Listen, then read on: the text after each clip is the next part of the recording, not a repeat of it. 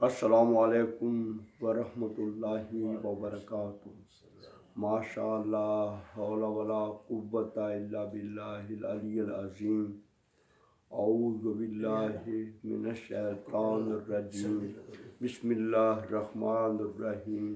الحمد للہ رب العالمین والعاقبۃ للمتقین والصلاۃ والسلام علی اشرف الانبیاء والمرسلین ابی القاسم محمد اللہم صلی علی محمد وآلہ الطیبین الطاہرین المعصومین ولعنۃ اللہ علی اعدائہم اجمعین الی یوم الدین۔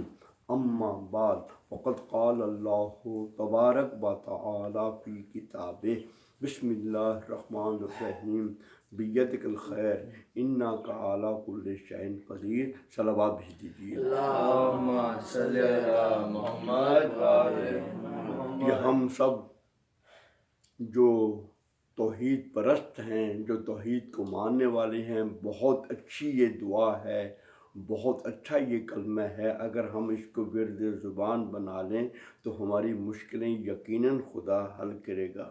بیدک الخیر انک علی کل شیء قدیر، یعنی کہ ہر خیر و خوبی اللہ تعالیٰ کے ہاتھ میں ہے، اور وہ کون ہے جو کہ ہر چیز پر قادر ہے۔ اور اسی طرح اللہ تعالیٰ آگے جا کرے اسی صورت میں فرماتے ہیں واللہ رؤوف بالعباد، اللہ تعالیٰ اپنے بندوں پر بہت ہی مہربان اور رؤوف ہے۔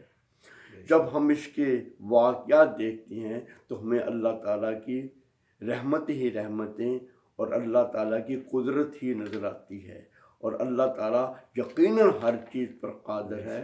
میں یہاں پر 3 واقعات جو نمودار ہوئے ہیں میں وہ بتانا چاہتا ہوں کہ اللہ تعالیٰ کس قدر قدرت رکھتا ہے، اور ہمیں اللہ تعالیٰ کی قدرت پہ یقین ہونا چاہیے، اعتماد ہونا چاہیے۔ انشاءاللہ یہ پریشانیاں کیا ہیں دور ہو جائیں گی، یہ بیماریاں کیا ہے دور ہو جائیں گی، یہ کرونا نامی بیماری کیا ہے دور ہو جائے گی۔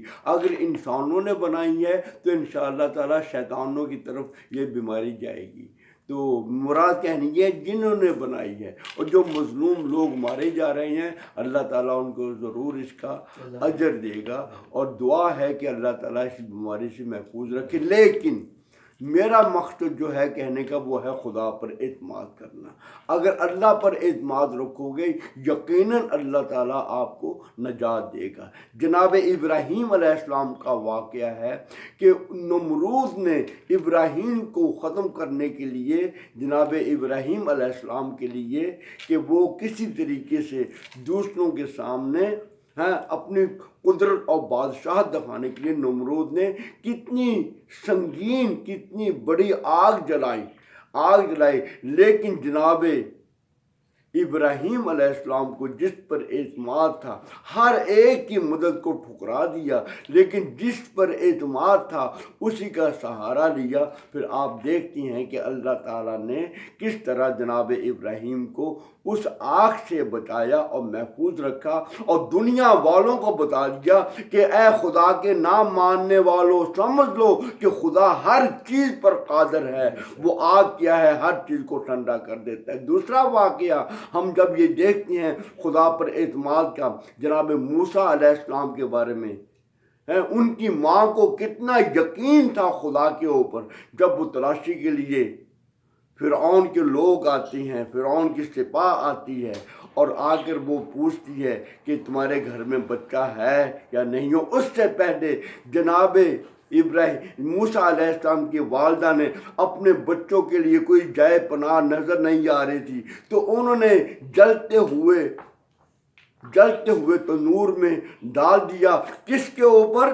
یقیناً خدا کی طرف سے اشارہ تھا اور خدا پر اعتماد تھا۔ پھر دیکھ لیجئے کہ اللہ تعالیٰ نے کس اچھے انداز سے موسیٰ علیہ السلام کو بچایا۔ یہی نہیں، تعجب ہے کون یہ کر سکتا ہے کہ تلاتم میں، دریا میں، سمندر میں، دریا میں اپنے بچوں کو ڈال دے اور پھر اس کی امید رکھے کہ یہ بچہ سالم ملے گا، اور اللہ نے یہی دکھایا کہ اپنی قدرت سے خدا پر قادر رہیں، خدا پر اعتماد کریں، خدا کی باتیں مانیں، تو خدا کبھی اپنے بندوں کو رسوا نہیں کرتا۔ تیسرا واقعہ آپ کے سامنے ہے جناب اللہ اکبر۔ دو واقعات تو وہ ہیں کہ جو کہ ہمیں اس بات کی طرف توجہ دلاتے ہیں کہ ہم خدا پر اعتماد کریں۔ تیسرا واقعہ یہ ہے کہ ہمیں خدا کے بندوں پر اعتماد کرنا چاہیے، خدا کے نمائندوں پر اعتماد کرنا چاہیے، اور ایک خدا کا نمائندہ امام جعفر صادق علیہ السلام بھی ہے۔ امام جعفر صادق علیہ السلام نے جب ہارون مکی سے یہ کہا کہ جلتے ہوئے جب دوسرے لوگوں سے امتحان لینا چاہا لیکن وہ کامیاب نہیں ہوتے، لیکن آپ نے کہا کہ اگر اس طرح کے بندے ہمیں مل جائیں تو ہم خدا کے کام کے لیے مکمل آمادہ ہیں، ہم من تن دھن سے خدا کے لیے قربانی دینے کے لیے آمادہ ہیں، لیکن ہمیں ایسے بندے ملنے چاہیے۔ اے میرے بھائیوں، میری بہنوں، ہمیں ایسا بننا چاہیے۔ وہ کیا تھا جناب امام جعفر صادق نے امتحان لیا، اللہ اکبر۔ وہ سب کو بتایا کہ دیکھو تم سب کلمہ گو ہو، سب کے سب کلمہ پڑھنے والے ہو، لیکن اس طرح ہم پر اعتماد کرو گے تو تم کامیاب رہو گے، اللہ اکبر۔ مولا حسین نے جو ہے اپنے ساتھیوں کی قربانی دے کر بتا دیا تھا۔ اب امام جعفر صادق بھی فرما رہے ہیں کہ ہمیں ماننے والے ہوں تو ایسے ہوں، پھر ہم ہر طرح کے کام اللہ تعالیٰ کے حکم سے اللہ تعالیٰ کی رضا میں کریں گے، اللہ اکبر۔ جلتے ہوئے تنور میں جب دیکھا کہ جو آپ کے لیے لن ترانیاں کہہ رہا تھا کہ میں جان دینے کو تیار ہوں، ہاں آپ قیام کریں، آپ جو ہے علم جہاد بلند کریں، آپ علم ہدایت بلند کریں، تو آپ قیام، یقیناً امام جعفر صادق کہ علم ہدایت رکھنے والے ہیں، ان کا علم ہدایت بلند ہے، اور ابھی تک ہیں وہ راستہ چل رہا ہے، یہ راستہ جاری ہے ائمہ معصومین کا، جو ہدایت پر آنے والے ہیں وہ ہدایت لیتی ہیں۔ بس وہ واقعہ کیا ہے آگ میں جلنے کا، جب ہارون مکی آتا ہے، اس آدمی تو نے انکار کر دیا یہ کہتے ہوئے کہ میں جل جاؤں گا، میرے بچے میرا کیا انتظار کریں گے، لیکن ائمہ کی محبت میں جلتا کوئی نہیں ہے۔ نہ دنیا کی آگ ان کو نقصان پہنچا سکتی ہے، نہ آخرت کی آگ ان کو نقصان پہنچائے گی۔ ہارون مکی سے مولا نے یہی کہا تھا کہ اس تندور میں کود پڑو، اس نے مولا کی بات مان کے لفظ کیوں نہیں کہا؟ کیوں وہاں پر ہوتا ہے جہاں پر شک ہو، جہاں پر یقین ہو وہاں پر کیوں نہیں ہوتا، وہاں پر سوال نہیں ہوتا، وہاں پر تو ہے اپنے اس سوال کے اوپر اپنے آپ کو قربان کرنا ہوتا ہے۔ بس ہارون مکی نے یہ سننا تھا، اس تندور میں چھلانگ لگا دی۔ کچھ دیر کے بعد انہی لوگوں نے پوچھا جو کہہ رہے تھے کہ ہم جل جائیں گے، کہا کہ اب اس کا حال کیسا ہوگا؟ تو امام مسکرائے، کہا کہ جا کے خود دیکھو، جب تنور میں دیکھا تو وہ صحیح سلامت تھا۔ تو ظاہر ہوا کہ ہمیں اللہ تعالیٰ کے لیے کام کرنا چاہیے، اللہ تعالیٰ کے نمائندوں کی بات ماننی چاہیے، تو ہم سلامت رہیں گے۔